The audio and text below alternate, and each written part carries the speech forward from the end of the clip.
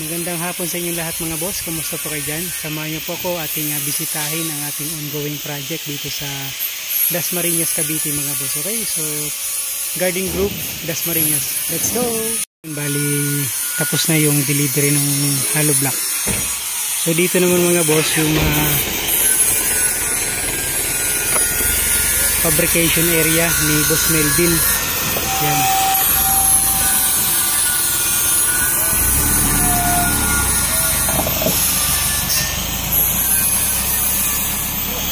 Salamat! Mga boss, check natin. So ito na yung perimeter fencing natin mga boss. So bali mataas kasi dito pababa doon. Kaya mapapansin yung mga boss halos sa 5 patong ng hollow block dito. Doon naman sa kabila itatatlo lang. So nabuhusan na yung mga poste mga boss. So sisimulan na yung extension mga boss. Bali sa likod. Tapos nagle-layout na rin dito si Boss Dunoy tsaka si Boss Berdan. So ito naman yung fabrication area ni Boss Melvin. Yan, nililipat na ni Boss Jeff tsaka ni Boss Bernon yung mga bakal mga boss. Ito yung delivery natin last time. So nagpadagdag pa tayo kahapon ng kalahati uli. Buhangin tsaka graba.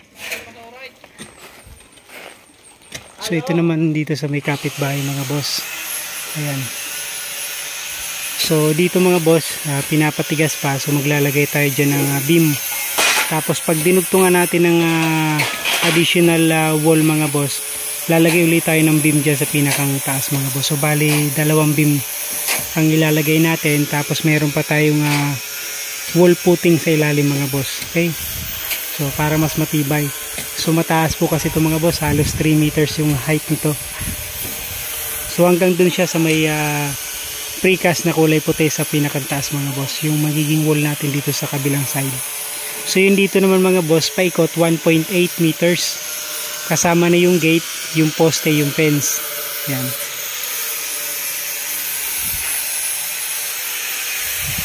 So ito naman yung ating extension dito sa kusina.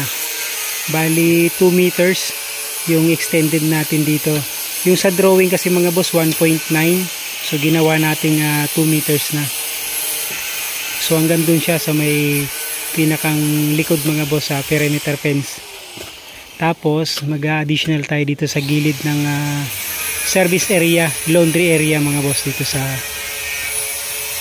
kabilang side mga boss. Okay.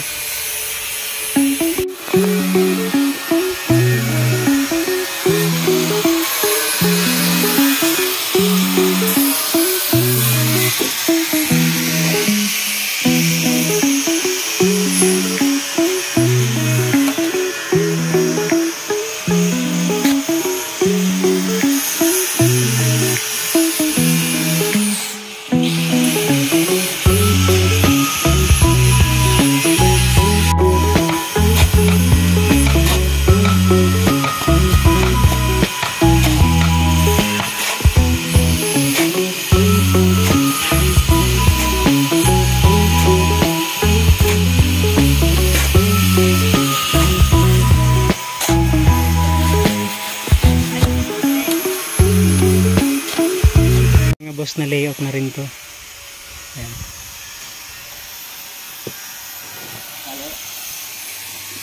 So dito naman si Boss Berdan sa kabila.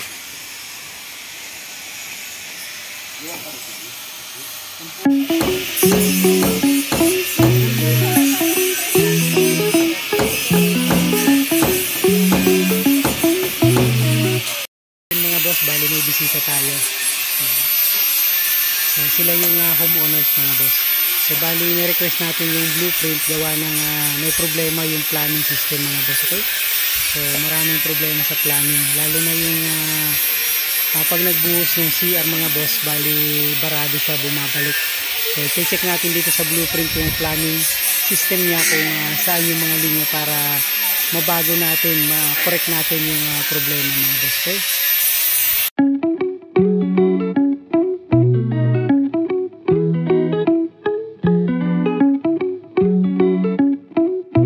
Boss, nililayout na ni Boss Dunoy yung extension ng living area tsaka nung kusina mga boss. Ayan.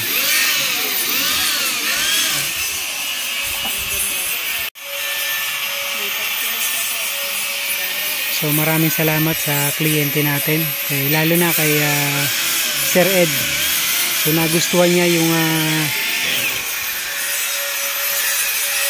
fencing natin mga boss, kahit hindi pa raw tapos, nakita niya na maganda. So thank you so much po sa appreciation.